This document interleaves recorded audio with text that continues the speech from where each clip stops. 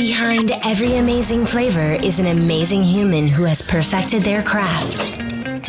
Welcome to Flavors Unknown, a behind-the-scenes look at new flavors and the chefs, pastry chefs, and bartenders who create them, with your host, Emmanuel. Hi there. A bit more than a year ago, I had Chef Sam Freund from Birch as a guest on the show, and I'm pleased to have it back, this time with another chef from New Jersey, Leia Gaccione from Salt and Pine in Morristown. Both of them pivoted their business during the pandemic, and I was very interested to hear about their stories. I am your host, Emmanuel Roche, and you are listening to episode 47 of my podcast, Flavors Unknown. I have been in the food industry for more than 20 years, both in Europe and in the US, and each other week I interview trending chefs, pastry chefs, and bartenders around the country. If you are new to the show, last week my guest was Chris Cosentino, chef, author, and restaurateur based out of San Francisco. You can find the show notes from this episode and all the others episodes on the website flavorsunknown.com, and you can follow us as well on Instagram and Twitter and Facebook at Flavors Unknown. Leia Gaccione is the chef and owner of South Pine American Eatery in Morristown and Central Maine American Eatery in Madison. She grew up in New Jersey, and then she has spent several years in 5 of Bobby Flay's fine dining restaurants, and she also appeared as his sous chef on Iron Chef America 3 times, and then as a competitor on 2 episodes of Beat Bobby Flay. Chef Sam Freund has 2 restaurants, one in Flanders, New Jersey, Birch Fine Dining, and then Slamwich Scratch Kitchen in Madison, New Jersey. He started his career at 11 Madison Park in Manhattan, and then became the executive sous chef at 1 Eat by Land, 2 Eat by Sea, and he decided to move to Denver, where he stayed there several years before coming back to New Jersey. Let me welcome both chefs to the show. I am super excited to have, in fact, 2 chefs from New Jersey. We have Leia and we have Sam. Welcome to the show. Thank you for being here. Thank you for having me. Thank you for having me as well. We are very much interested in understanding what happened after coronavirus hit New Jersey and the way how you pivoted your business. But before we do that, can you talk to us a little bit about your restaurant concepts? Of course. Yeah, I actually have 2 restaurants. One of them is called South and Pine, and the other is called Central and Maine. This concept for both of them is the same. It's seasonal American cuisine. The decor is a little different, and the vibe is a little different in both restaurants. So I would say that that's where it differentiates, but they are 2 separate menus. So you can always expect something different at both locations. Any favorite item on the menu? I would say prior to the to COVID-19. Yeah, there's a couple dishes that have been on the menu basically since day one. Our burger is very popular in both locations. In Morristown, we make a homemade bacon aioli and we slather it onto a toasted buttered English muffin. And then we're putting lettuce, tomato, certified Angus beef patty, house smoked local cheddar cheese, and a farm fried egg right on top. And it's ridiculous. We have chicken and waffles that have just kind of gotten an update within the past few months, but those are always super popular. And then our spicy lamb meatballs are a big fan favorite. Mm-hmm. Yeah, I heard about those. So, Sam, what about Birch in Flanders? Birch in Flanders. I do have 2 restaurants, also Slamwich Scratch Kitchen. Birch, we focus on a true farm to table, seasonal as well. We have a garden on premise, so we try to utilize our garden as much as possible. With this change, though, we definitely had to change up some stuff. We planted a lot of stuff in our garden for our spring and summer menu, and cannot wait to utilize that. Also, we try to support as much local farms as we can at Birch. A lot like Leia, very seasonal. We kind of kept our onion tart mostly, has been the original since the menu. The famous onion tart. I think I ate that one. I ate too much of that onion tart. I've had that a couple times. That's a great item on the menu. Yeah. I do want to say something about Leah that she didn't say. I can't believe that you're not going to say you're famous for your burger. Are you a two-time? Yeah. Leah won 2 times the burger challenge. Is it the burger bash at Madison Square or Meadowlands? Yeah, the burger battle at the Meadowlands, which was supposed to be I think it was supposed to be this past Saturday. And obviously it's canceled. But yeah, the reason that both of those burgers are on the menus is because I won that competition with those burgers. So thank you, Sam. You're welcome. When the pandemic started, so I'm curious to know, did you close for a time period just at the beginning? White Birch, we had a regular service on a Sunday. I don't remember the exact date. It was our last service, and then New Jersey went in complete shutdown. Mm-hmm. I was very lucky. I have a sister that works heavily in the food scene of New York City, and she kind of gave me the heads up that New York restaurants will be shutting down and moving to potential takeouts. We implemented a to-go and takeout menu that Saturday before my last service on Sunday. So White Birch really kind of hit the ground running that following week. And the response from the community really showed me something I've really never seen in my career before, that really everyone kind of came together, and which was really special to try to hold on to as much staff as we possibly could and really keep the restaurant alive.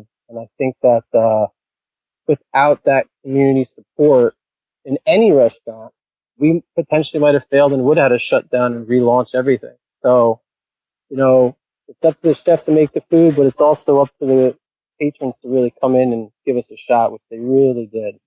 What about you, Leah? So that day that Sam is talking about, that was March 15th. That was the Sunday, because I had plans for that Tuesday to go by my best friend's house to have St. Patrick's Day dinner with my best friend and my goddaughter. We found out in Morristown that Sunday night that we were going to be going to takeout only beginning the following morning on Monday.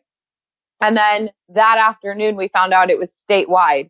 So I actually had like a mild nervous breakdown and talked to my partners. Gabrielle Hamilton, that article that she wrote in the New York Times hits really close to home for me, because it's no joke. You literally have a week and all your funds are gone. There's no more money. So we had to come up with a game plan to make sure that we were going to be covered. And actually my partner said to close.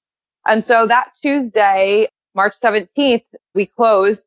And then I spoke with my accountant, and after going back and forth for another day with my partners, we decided to reopen on Friday. And I'm really glad we did, because it was, just like Sam, we hit the ground running. And I saw something on local Instagram page asking Morristown residents what they wanted or what they needed from businesses in this time. And I was reading the responses, and for some reason, a light bulb went off on the top of my head. And I was like, what if we offered people groceries?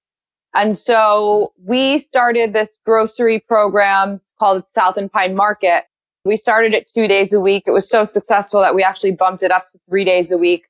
And actually this week is going to be our last week doing that, because I think that the grocery stores have a little better handle on it. But that's kind of how we jumped back into the game with that and takeout. Okay.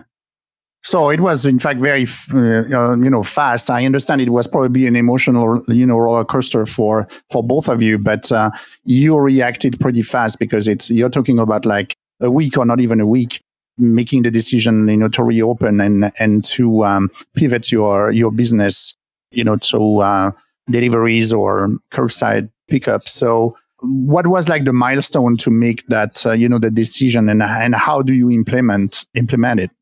Speaking only for myself, but I'm sure probably every restaurateur can agree.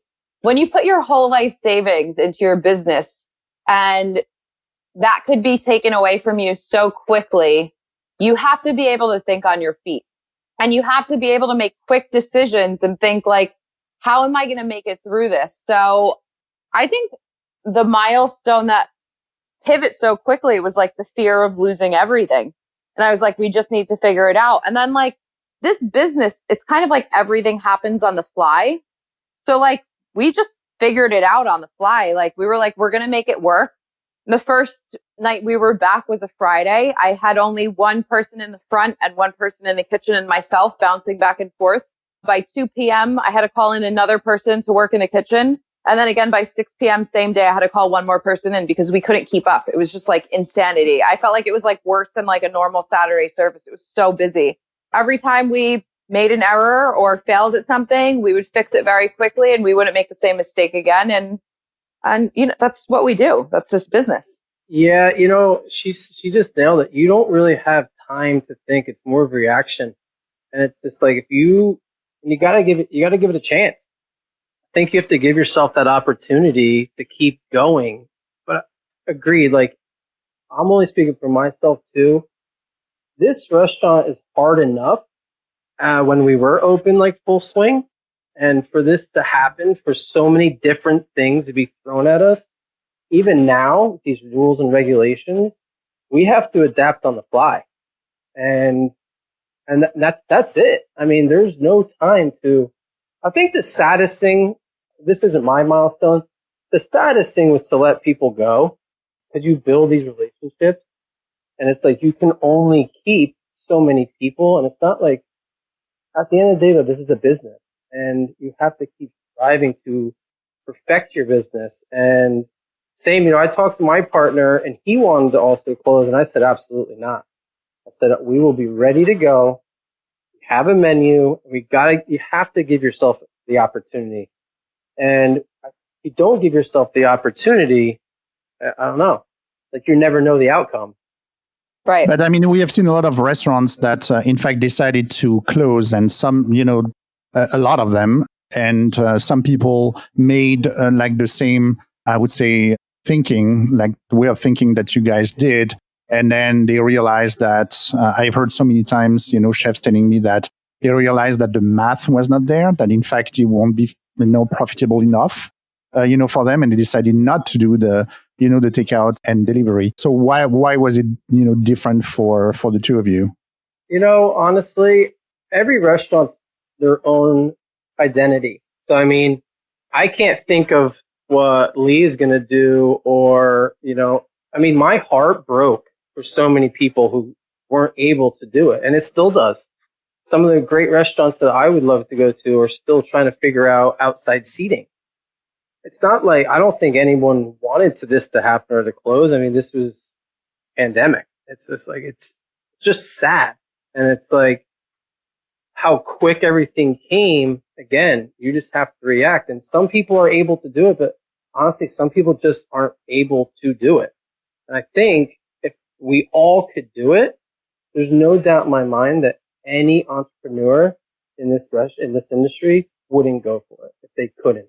And I think some people are actually starting to gear back up, which, you know, we don't know what's going to happen. This is a whole new thing. I saw something actually in Morristown today. Leah, correct me if I'm wrong. I think the restaurants are trying to get certain street closing and they didn't pass that or something. Correct. And it's like, I know Morristown is busy, but you're not giving them the opportunity that you're trying to give them. So it's a weird time.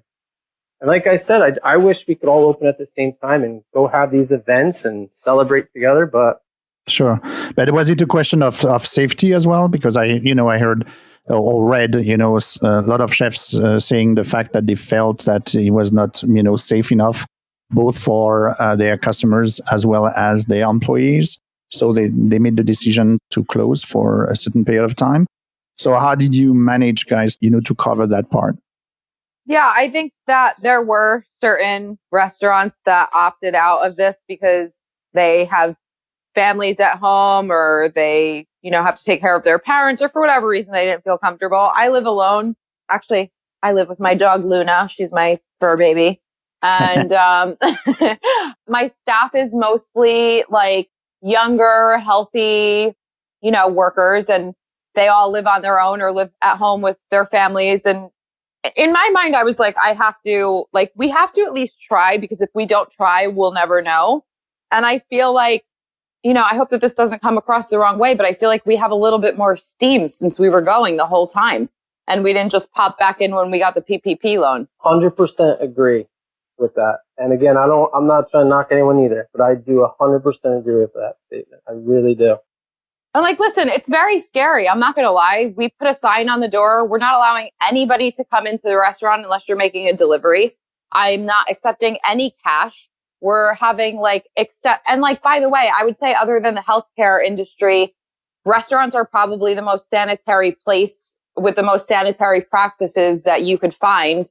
So we already have really good sanitary practices in place and good hygiene in place. And we've just upped the ante on that. And, listen, we've been open since I think March 19th, and nobody has become ill who I've been working with for the past 3 months. Yeah. So it's been working. What did you implement? So you talked a little bit about it. You started, at the beginning of the episode here. Can you go into a bit more detail about, how do you then decide what to put on the menu, to structure it? And obviously you started with a menu, but after that, I've seen that you have done as well some, specials, for certain days. You're talking about the markets that you put together, Leah. So can you further develop on what you implemented?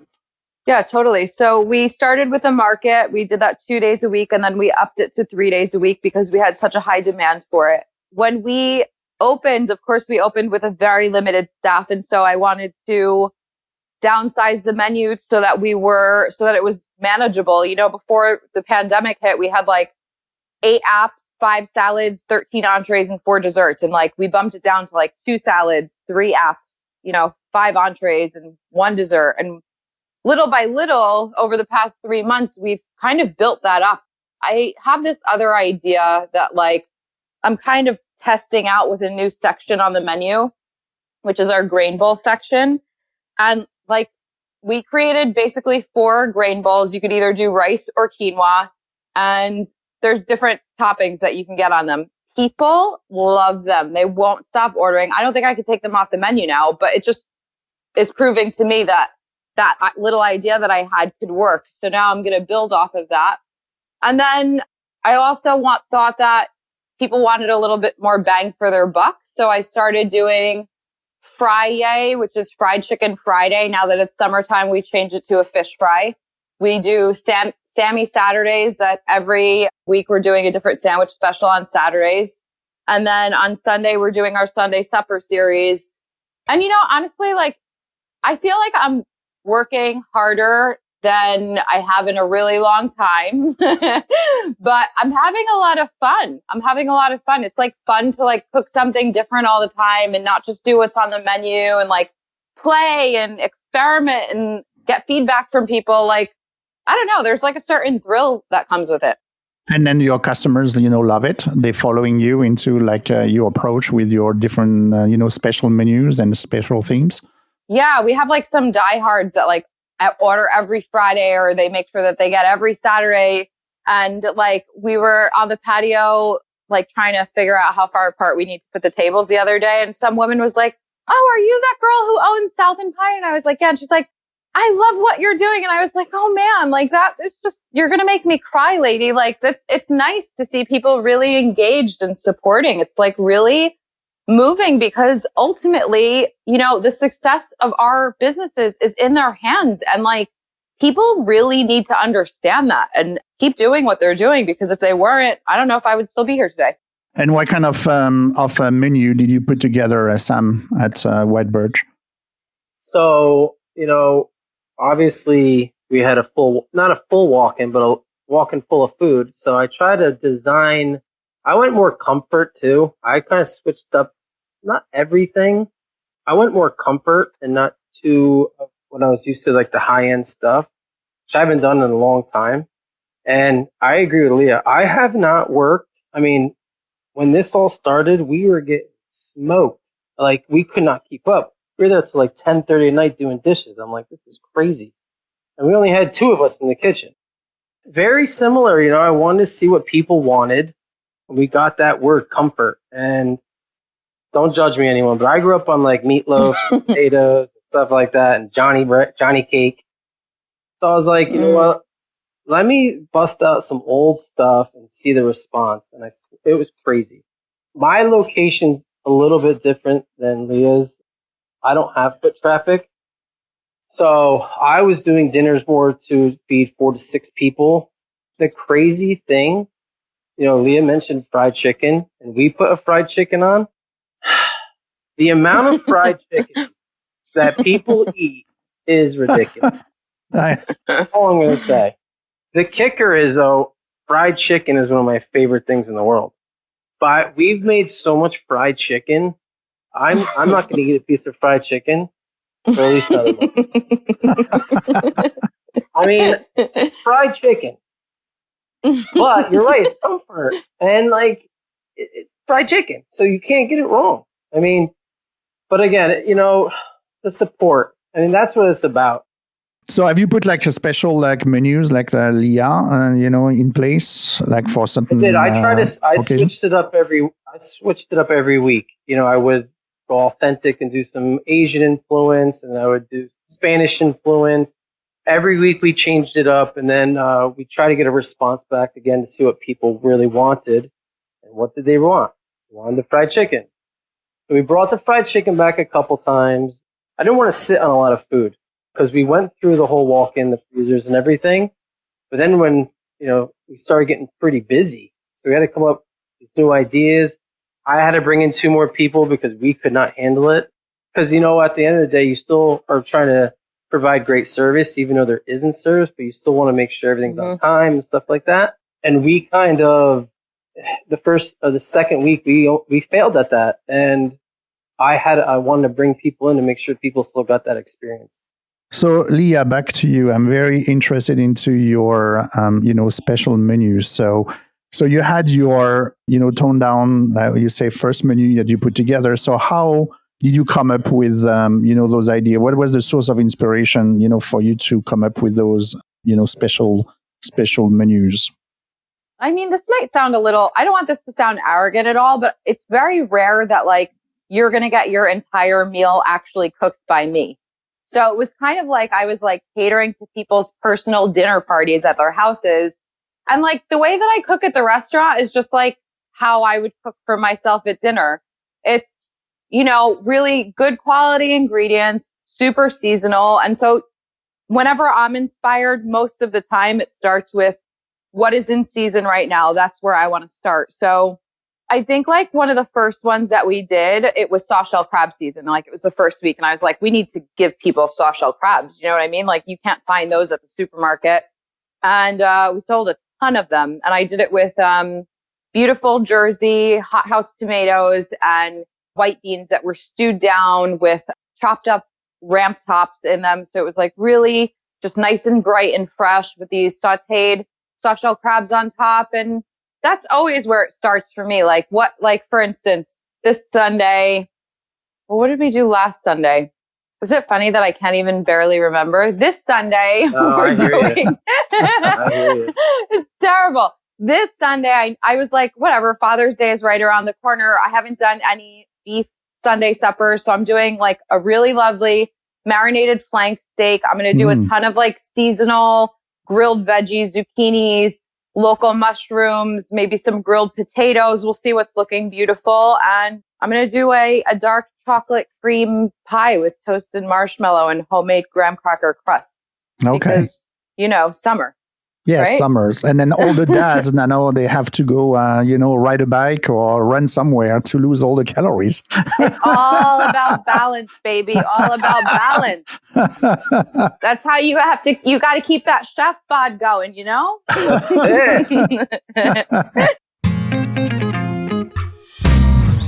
So both of you, work and source local produce, and you work with local farmers. I know that Sam, you're doing extensively, with the menus prior to the pandemic. So how did you continue to work with those local farms that obviously probably suffer, the impacts of the, the pandemic as well? And so were you able to continue to support the local farm during this time? Absolutely. So I am definitely going to give a shout out to Let It Grow Farms right in Chester. So I work directly with Morgan Hess, and every year for the last 2 years, I go right up to his farm. We go over the seed catalogs. I actually asked him last year if he could give me a section of his farm and we could grow some specialty items for this year. So he was on board, which was awesome. He put up all these new greenhouses, and I'm trying to plan for the fall a dinner at his farm. But what's really cool is, what he did for me this year was he started everything by seed, and then we transport it into my garden together. And the sad thing about this year from last year is that was a part of your training at White Birch. So we had to do it all ourselves, which is fine because I love doing stuff like that. But Let It Grow Farms, I work directly with Ort Farms as well. And, the farmers didn't stop. They are in full swing still. We just did, I think, 10 pounds just for my family. Strawberry picking the other day.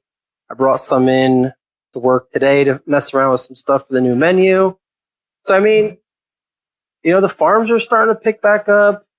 You can start seeing the light at the end of the tunnel. As everyone says, without farmers, chefs don't have much. So we have to try to support them as much as possible still. But, for the farmers that are working, a lot with the chefs and supplying them, then they were hit very hard because there was no more restaurants around. So that's why I was a little bit, asking and figuring out what was the situation with the farmers that you're working with.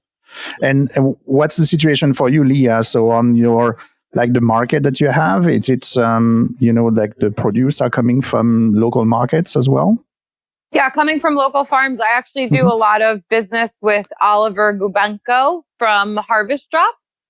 He's a really good friend of mine, and he started his business at the same time I opened my first restaurant, which is actually really funny because he used to come in and try to get my business, and my staff would they would hold him at the door and be like, "Who are you? You're here to see Leah? No, you don't want to talk to her today. She just worked for the past 60 days. And so eventually he brought me some mushrooms, and I was like, these mushrooms are gorgeous. And I only ordered mushrooms from him. And then little by little, it was more. It was eggs, it was chicken, it was the tomatoes. And I get a ton of stuff from him now. So he provided us with some really beautiful produce and proteins from local farms for our marketplace. And I'm really proud to work with him because we have a great relationship and he has great relationships with the farmers. So I went on a little tour with him once up to Rolling Hills Farms, and we did another dinner at Ironbound Farms and used some of the produce that they had on their farm. So I think it's really important to support small and support local. How did you manage to stay in contact, with your customers during the pandemic? Because both of you, I thought was very interesting. You said something, at the beginning when talking about what you wanted to put together, and you were kind of reaching out to the customer, listening to feedback, understanding what they wanted. So how did you keep that contact? Well, obviously social media, Instagram, Facebook, our websites. I'm a very emotional person.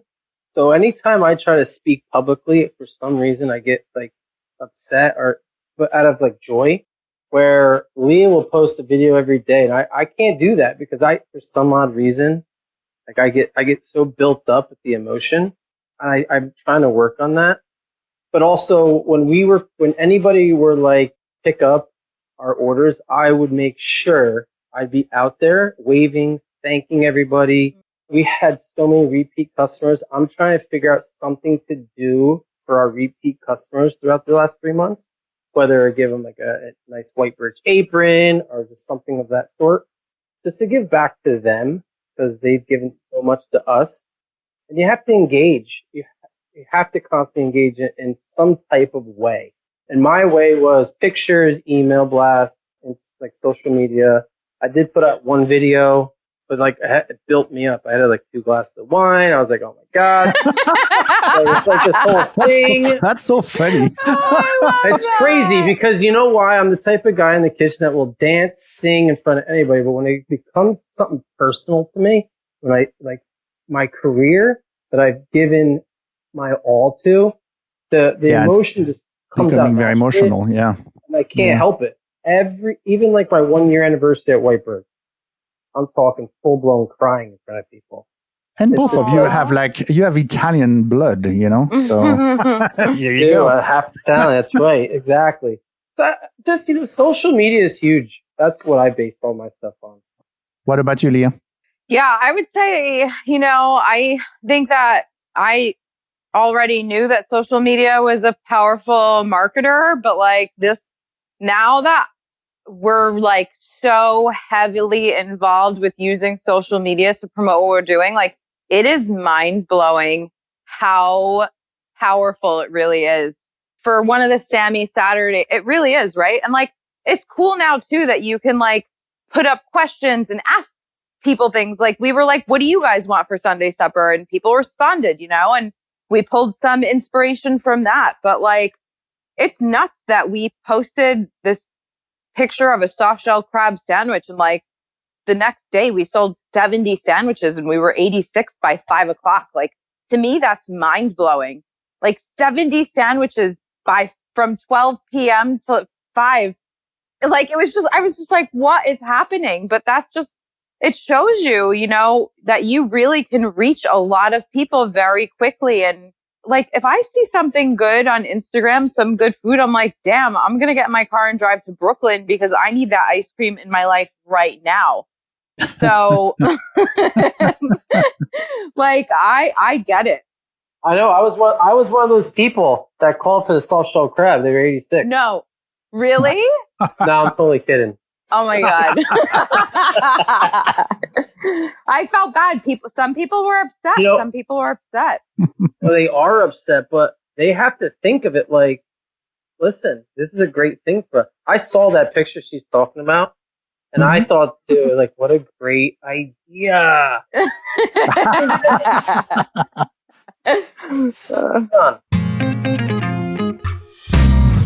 I'm curious, what dishes bring you comfort? Maybe we can start with you, Leah. What dishes bring me comfort? Oh my goodness. Well, I would agree. Fried chicken, I think, is a good one. Mac and cheese or pasta. If I'm like having a day and I need something to make me feel better, it's always like some type of pasta, which actually I don't have any pasta on the menu right now. We do have mac and cheese on the menu, but I always feel like, comfort food to me is always like extremely indulgent. So I try to not dive too much into that because, like I said, the chef bod is very important. We need to kind of maintain what we got going on. Another thing for me that's comfort food is like, it sounds so terrible, but like I grew up eating those packet ramen noodles.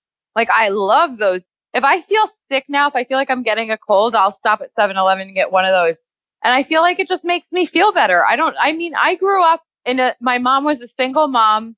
She had to work a couple jobs at a time to keep my brother and I, taken care of. And so we really didn't we didn't get to enjoy the finer things when we were younger. It was, more eating on a budget. And so like Kraft mac and cheese is another one of my favorite things in life, which is probably a terrible thing to say as a chef, but I just love it so much. The blue box. It's the best. It's the best. Yeah. Now I eat Annie's because it's like, organic, no yellow organic. Number 5, but exactly. But every once in a while you have to treat yourself to something like that. What about you, Sam? What dishes bring you comfort? As a fellow Italian, there's nothing wrong with a beautiful spaghetti and meatball. That's probably one of my most comfort things. Also fried chicken, but the one thing that actually brings me joy on a daily basis and really brings me home is you cook this high-end food all the time. And it's just like, it's hard to eat it all the time too. So I have delis or quart containers, and I will fill up a whole thing of cereal and whole milk. I mean, there's nothing to me better than a huge, massive bowl of cereal. And I'm talking, me personally, I could eat a whole box in one sitting, and I've done it most of times. So my whole thing is, I don't eat the sugar stuff. I'm a big Raisin Bran buster. Okay. Uh-huh. And Okay. I'm obsessed with frosted I learned something Mini-Wheats. about you today. I love that. Like And maybe cereal, the two of you should get together because you're talking about spaghetti meatballs. So maybe we can put Leah's lamb meatballs into in your dish. Yeah. Sam. I love a collabo. Let's do it. Exactly. Well, too, I mentioned earlier too. I grew up on this thing called Johnny Cake. Mhm. It's, all it is like cornbread. We literally ate it 7 nights a week. I'm not kidding. So cornbread too. I love cornbread. Okay. Do you make that in the restaurant, Sam? We made it through. We made this for like the 3 months. We served it with the ribs, the fried chicken. Yeah. It with the that barbecue theme that we did. But you amp it up, right? We had ramps this spring, so we did a ramp cornbread. But yeah, there's nothing more comforting than just getting me a bowl of cereal. So did you change like you think your cooking style, or do you think that the situation changed a little bit your craft looking back to those, few months? Absolutely not for me. I think that I'm going to be 36 years old. So I mean, this is my way. So you have to continue doing what you're doing and challenging yourself. I still think that that's very important. But I think, I don't want to keep sounding like repeating myself, but I think you want to make that people feel comfort. So to adjust your high-end cooking to, I hate to even say like a lower-end cooking, but not as fooey. I think that to me was important because I don't think I would have got away with selling duck breast for a whole week. I just don't. Not in my area where I'm. But do you think you are going to keep that dichotomy of like the menu high end and lower end after, when things are whatever back to, I have no idea what will be the new norm, but and would you keep as well this business model of doing like takeout and people picking up the food at your restaurant, or you think that they will go away? I mean, White Birch is going to continue to do takeout when we open for the public. I think that we open up a whole new concept. Actually, I think whoever did stay open up a whole new concept. I think a lot of people could call in and do takeout off the regular menu, but what we're going to do is have a regular menu and every other week do a little takeout menu. Probably do some cross-utilization off the regular menu. Still don't want to bring in a lot of product. I don't think it changed me, personally. I think it's just adapting to the time. What about you, Leah? Are you going to maintain some of the things that you put in place, when things are going to go back to the new norm? Yeah, I think I would like to try to keep some of these new things that we have implemented, like 100% the grain bowls have to stay on in both locations. And then I don't think with us being open for regular service that I'll be able to continue the family style Friday dinner, but I think for the Sunday one, we will be able to. So I plan on keeping that going. Yeah. And I think for me too, in Madison at my second restaurant, I think that we're using this as like a hard reset, and we put a lot of sandwiches on the menu there. Instead of local scallops for $36, now you can get a really banging shrimp po' boy for like, I don't know how much it is, $16 maybe. And, people really enjoy that. So I think I don't want to say downplay it because it's all still the same ingredients, but we're going to pick some more affordable items for people to enjoy. Actually, with White Birch, agree. We're still going to be locally sourced, a farm to table, but I will not be doing the as much high end stuff either. I think we're going to be kind of go towards more like bistro-ish, and again, more approachable, more affordable for people to get them back into the swing of going out, and then maybe we'll see what happens in the fall. Do you think like anything positive will come out of, this situation of the pandemic when it comes to your business, I mean, or the industry? Yeah. I mean, obviously, like, I think that if we can make it through this, we can make it through anything. I think one thing that I've realized is that it's pretty incredible when you think, you're kind of fed this idea your whole life. More is better, bigger is better, keep expanding, keep multiplying. Like, you know what? No, like you can still be successful running a business with a couple people and maybe doing 30 dinners a night instead of 250 dinners a night. And I think it was a real eye opener for me that I was talking to another friend of mine who has a paper company who I use for ordering, and I've been working with him for probably like 15 years. And it's funny because we were both like, we got rid of so much staff and, we're still running a successful business. Like, obviously we have to pick up a little bit more slack. And he said, same for me. He goes, I got rid of all these different people in financing and accounting offices. And he said, his lawyer said to him, or his actual accountant said to him, you know what? You got fat and lazy because he runs such a well-off business that he hired a bunch of people to do all his work for him. And it just goes to show you can still get it all done with less people. I think that that's maybe a positive way to look at it. And I think I think every day it's real, like the most important thing that I can do every single day is, and don't get me wrong, some days it's hard and some days, unfortunately, I can't because, this is extremely challenging. Probably the hardest thing that I've ever had to go through in my professional career, if not my life. I always start each day with being grateful, with coming from a place of positivity, with being thankful for what I have, not coming from a place of lack. And I think if you have that mentality in life, it's going to get you so much farther than being a Debbie Downer all the time and complaining about everything. So I think that just reinforces my practice of gratitude. It's ironic because she just nailed it. Leah, I could not agree with you more. It's like we have such a good staff, but I minimized it tremendously. And you can do so much with such a little staff and still provide great food and service.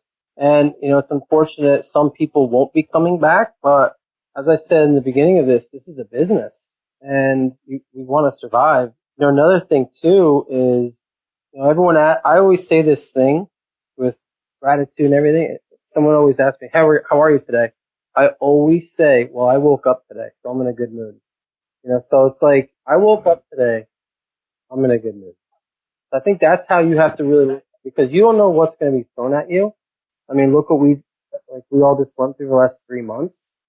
We all know that this is going to get this crazy. No. But I think, too, we have this second opportunity to really recreate what we all started. And I think that, to me, is a blessing that we have that opportunity again. So before we go into the final part, of the episode, which is, the rapid fire questions, I always ask a question from the chef to come up with a suggestion how a home cook and can prepare, a specific dish at home. And then, so the three of us, we talked about the burger or a slider. That's the season at the moment, obviously. People are grilling. So how can you, maybe we start with you, Sam. How would you suggest a home cook to make a burger at home, but with maybe a Sam twist, like a Sam style of burger?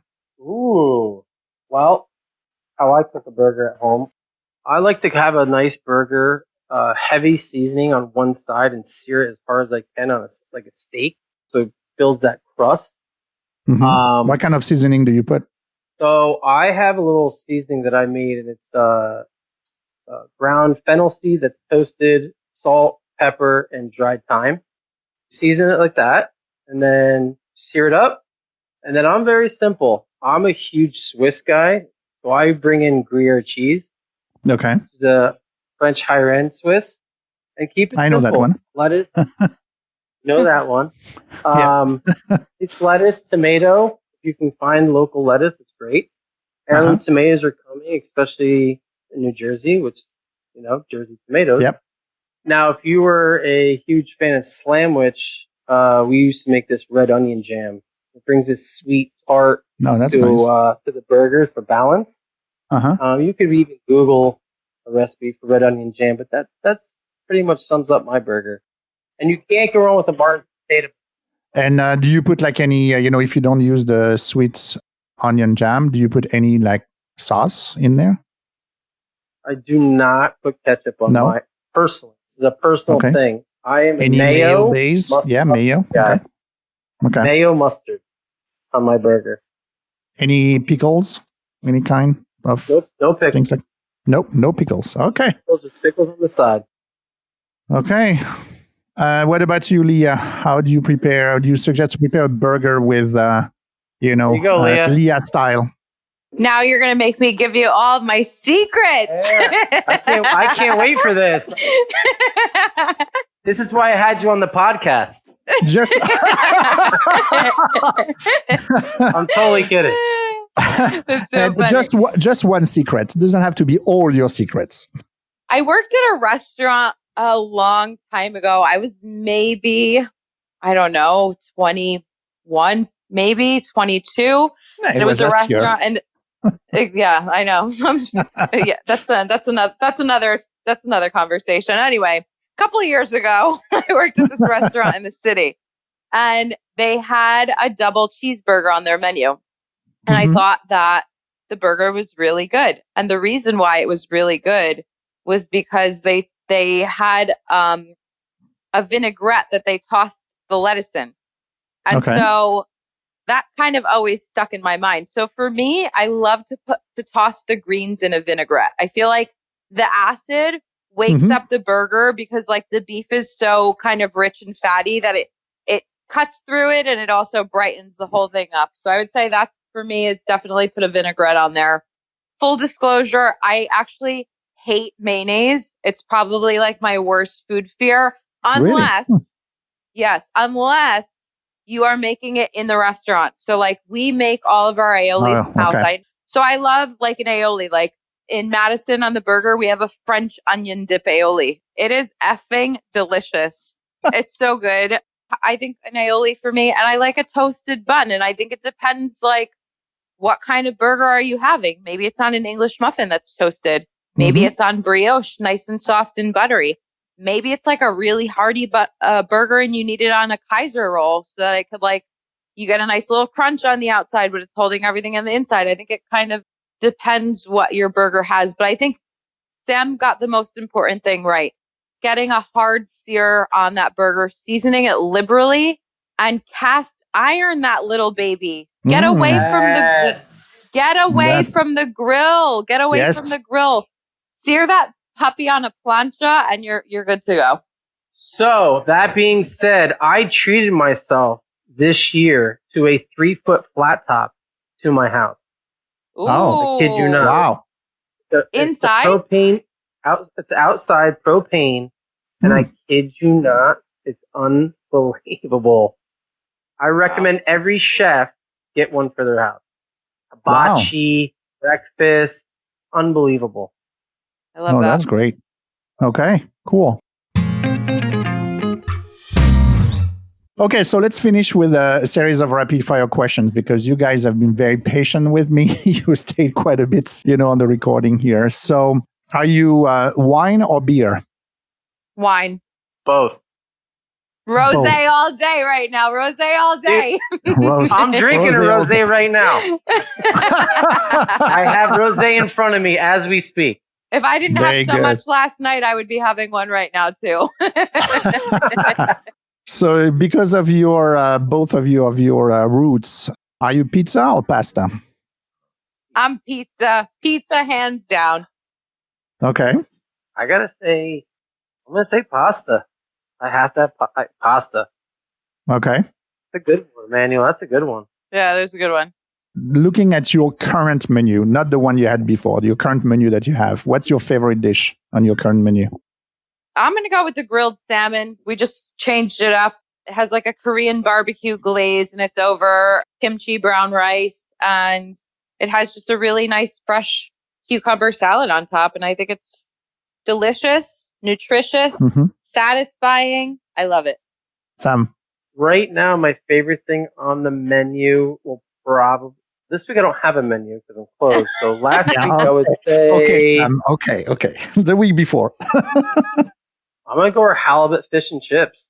Ooh. Oh, wow. With our jicama slaw with orange zest and orange. And we did these truffle potato wedges. What's the best thing to eat that is deep fried for you guys? Like ever? Yeah, ever. Oh, man. I have my answer. I'm going French fries. Okay. Hey, I swear to God, I was going to say French fries. Slamwich Scratch Kitchen, rosemary French fries. What's the best decision that you have taken during the quarantine or the pandemic? Stay open. Okay. Yeah, I would agree. Leah, what's your favorite guilty pleasure food? Oh my God, my favorite guilty pleasure food. Maybe like at the end of the night, a nice couple scoops of Ben and Jerry's. It depends what the mood is for the flavor. Which flavor? Cherry Garcia, maybe American cone. You know, maybe what is the one Jimmy Fallon with the chocolate covered potato chips? It depends. It depends. Okay. Yeah. What about you, Sam? I feel like I have too many of them. I don't actually know if this is guilty or not, but like I eat a ton of Taylor ham. I'm a true Jersey guy. Oh my gosh! Why? Yes. That's really guilt though. I think salt content. Yeah, I think so. Okay, you could have said fried chicken. I mean, because it seems that you eat a lot of fried chicken I don't feel too. guilty. He's over you don't fried feel guilty chicken. about it. Okay. That's a good point. Because honestly, I'm not a big sweet guy, I'm more of like cured meats. Like I said, like any cured meat. Mm-hmm. Oh my God, cheese. Sure. That's probably more guilty. A lot of cheese. Yeah, for me that will be a plate of like a cheese board with a nice, well cooked baguette. That will be my guilty pleasure. You can leave me alone with this. I'm good. I'm salivating right now. So if I come to your respective house at the moment, I open the fridge. So what condiment do you have? Does kimchi count as a condiment? Sure. Yeah. Could be. Yeah.